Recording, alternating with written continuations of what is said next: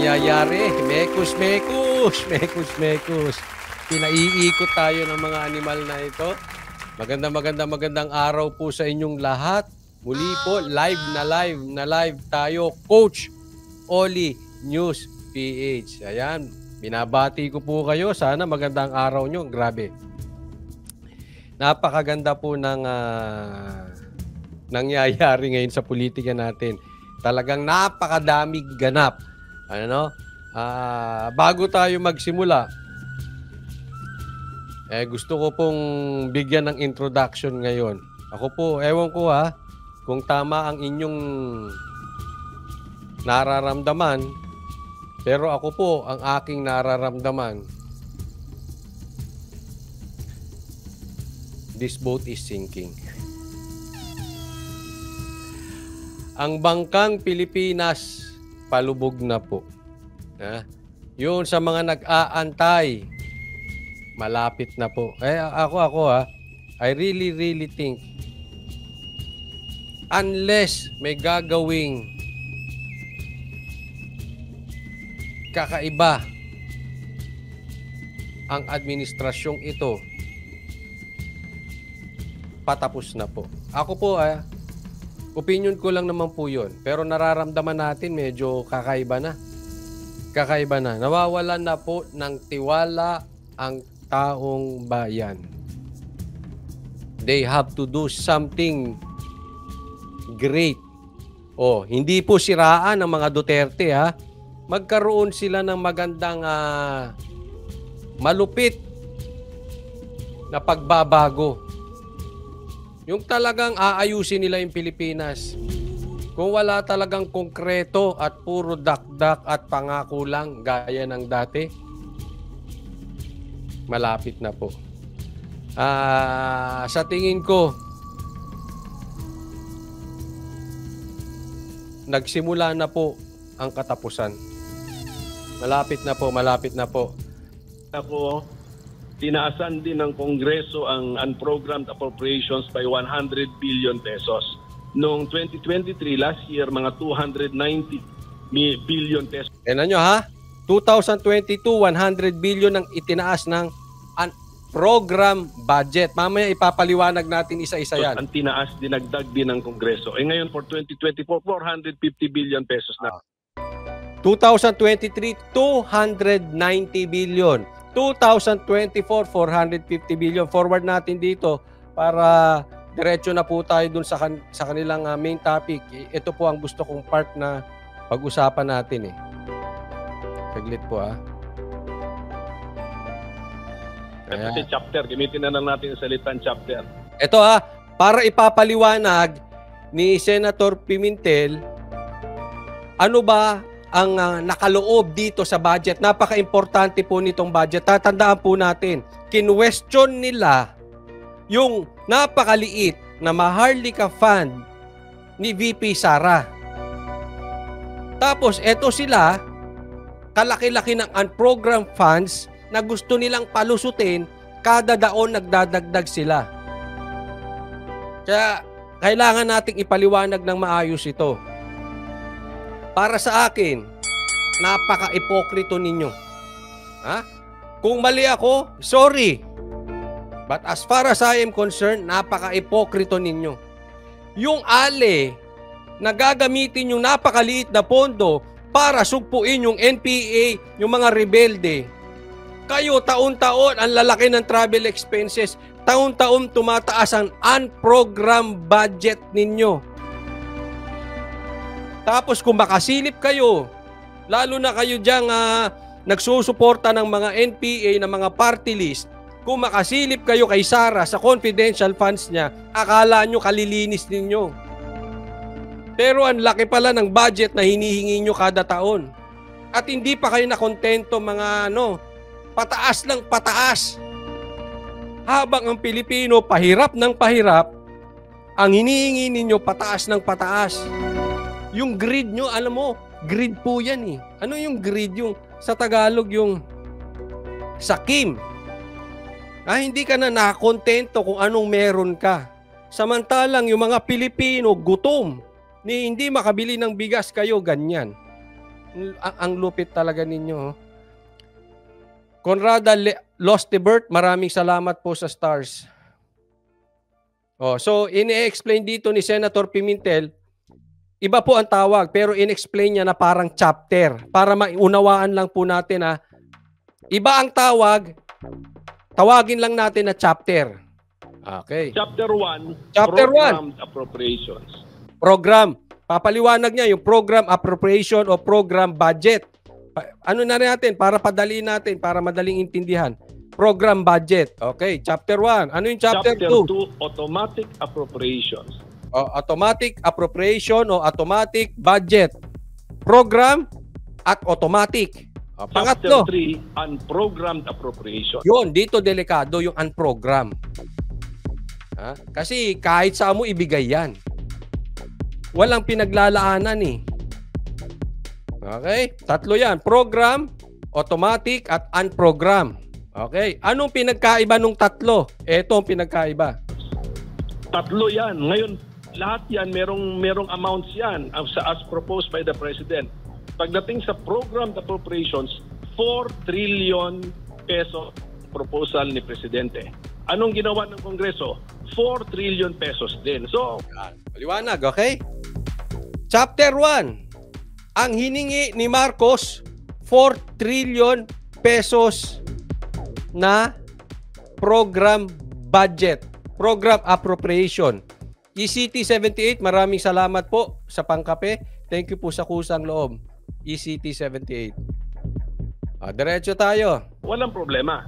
Pagdating sa automatic appropriations, 1.7 trillion pesos yan. Trillion pinag-uusapan natin ha. O automatic appropriation, 1.7 trillion pesos. Sa paggaling sa President's budget. Ano ang inapprove ng Kongreso? 1.7 trillion pesos din. Walang problema. Yan, okay. So far, walang problema ha. Chapter 1, yung program, budget, na nilagdaan ni Marcos, pagdating sa Kamara, yun din ang inapprove. Yun din ang hiningi. Sa automatic, kung ano yung sinabi ni Marcos, ganun din sa Kamara. Walang labis, walang kulang. So sa madaling salita, walang problema. Asan ang problema? Asan ang pagkakaiba? Ito. Namin in-increase. Pagdating sa chapter 3, sa third part, unprogrammed appropriations, ano ang hiningi ng Pangulo? 281 billion pesos. Ano ang inapprove ng Kongreso? 730 billion pesos. Tinaasan ng Kongreso ng 450 billion pesos. Yan ang issue ko. Yan, okay. Ando doon ang problema. Doon sa unprogrammed funds, saan gagamitin? Naalala nyo po, binanggit na natin yan. Parang si Attorney Roque ang nagsabi kasi itong unprogrammed funds, pwede mong gamitin kung saan.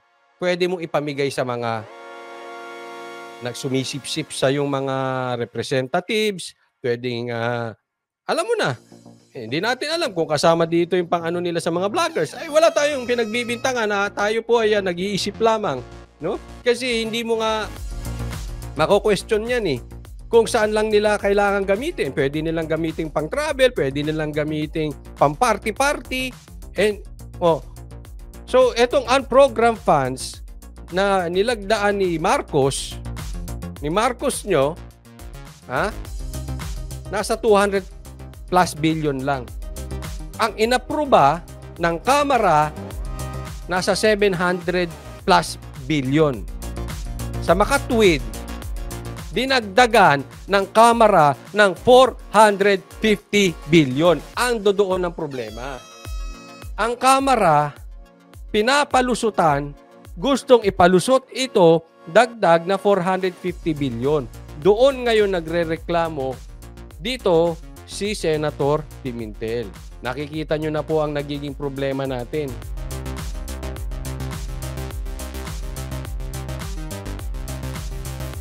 Diyan po tayo parang naloloko ng gobyernong ito. Pataas ng pataas.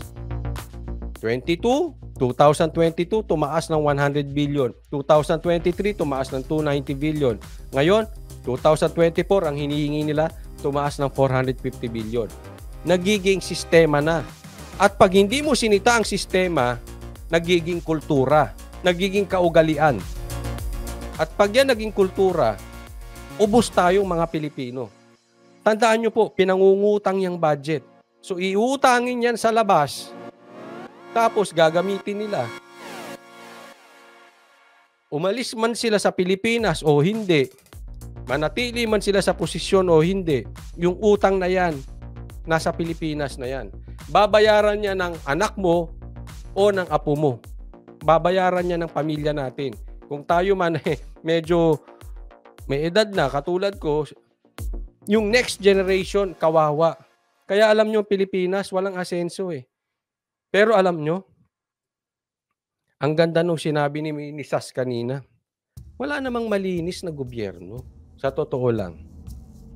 Kaya nga nagkaganito Pilipinas eh. Wala namang malinis na gobyerno.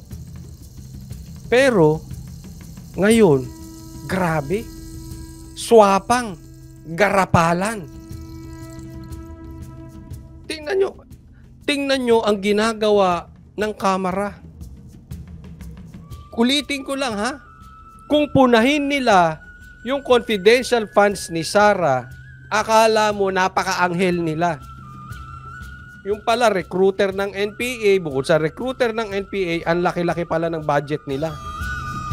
Ang laki-laki ng gusto nilang ipalusot na budget. Ganyan po ka-ipokrito ang ibang mga politiko natin. Matindi po talaga. Grabe. Yan ang sinasabi ko, hindi na pwedeng gawin. Kung ang ginawa ng Kongreso ay retain din sa 281 billion pesos ang unprogrammed appropriations, wala akong issue pagdating doon sa provision ng Constitution na bawat taasan ng Kongreso ang hinihinging halaga ng Presidente. Tandaan natin ha, sana hindi naman ito madideny ng DBM. Pati sa unprogrammed appropriations, meron pong request ang Presidente, may level siya na request. Yan yung 281 billion pesos ang level na hiningi ng Presidente pagdating sa unprogrammed appropriations. Ang tanong, pwede ba taasan ng Kongreso yan? Siyempre hindi. Kasi nga, presidential form of government tayo, hindi pa nga tayo parliamentary system. Ayun. Baka naghahari-hari.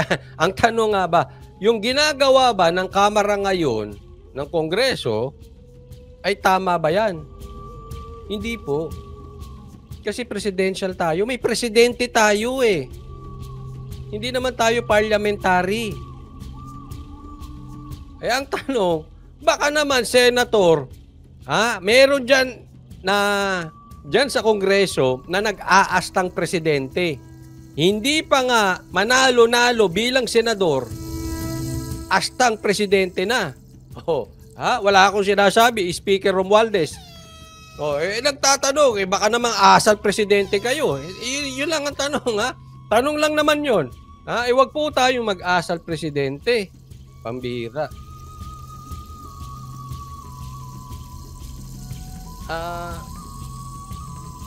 Respetuhin nyo naman si Marcos. Presidente nyo yan eh. Pinsan mo yan. Alam mo, dapat Marcos, may gawin ka rin dito. Kasi, ang bottom line yan, pag wala kang ginawa,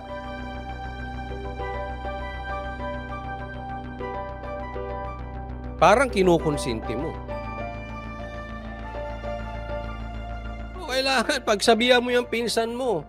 Kung hindi mo kayang pagsabihan yan, dapat siguro bumaba ka na. May hirap yung ganyan.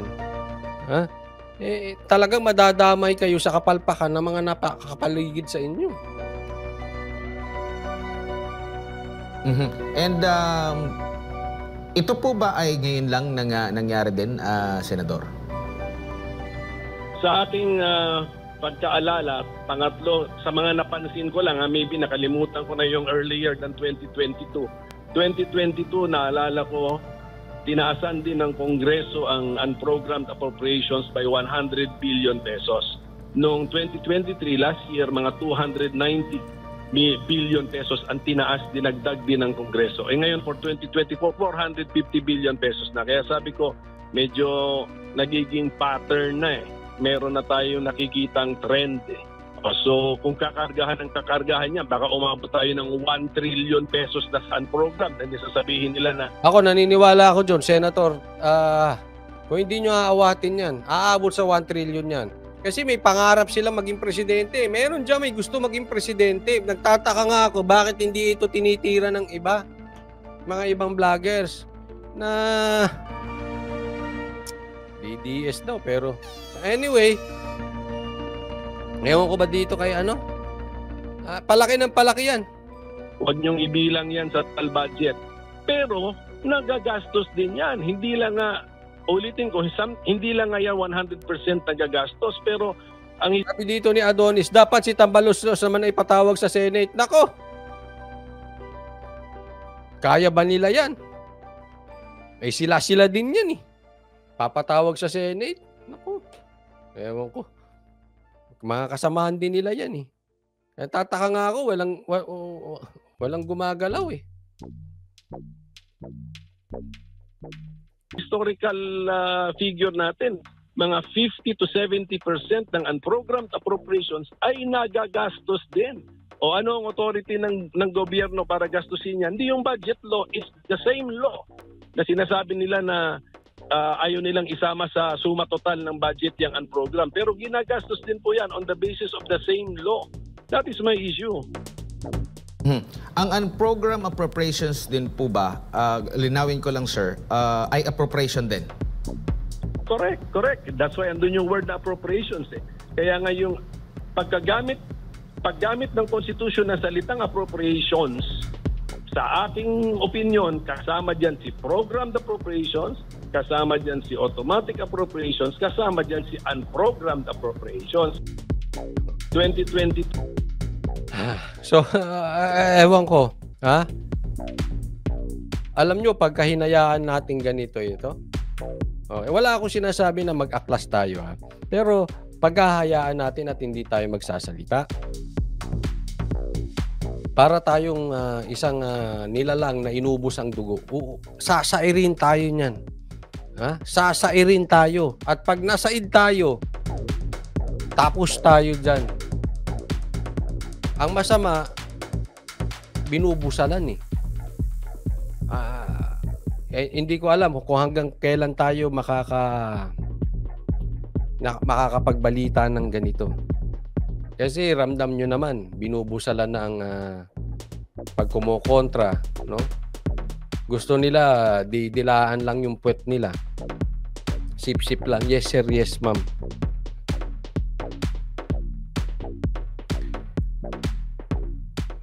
Maging mapagmatsyag po tayo dahil pag nakontrol ang social media at saka mainstream media, tapos na tayo. Kaya ganyan po ginagawa nila. Kaya lang mas mahirap ngayon kasi ginawa na nila yan dati. Kinontrol nila media. Pag kontrolado media, kontrolado mo utak ng Pilipino. Kaya lang, it's harder now dahil may mga vloggers. Dati, kontrolin mo lang yung mainstream media, iilan lang eh. Ngayon, nakontrol na nila mainstream media eh. SMNI na lang ata ang matapang eh. Pero syempre, may mga vloggers. Hindi, wala silang magawa doon.